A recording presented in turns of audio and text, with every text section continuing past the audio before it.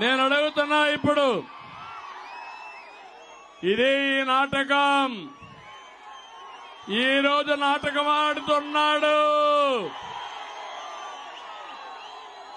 జగనాసుర రక్త చరిత్ర ఇదే సాక్షి గెజిట్ ఇది నీకు ధైర్యం ఉంటే రా పెనుగొండకు రా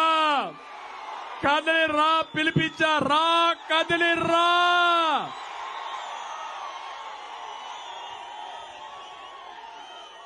చర్చకు రా కదిలి రా ఎవరు వివేకాన్ని చంపారో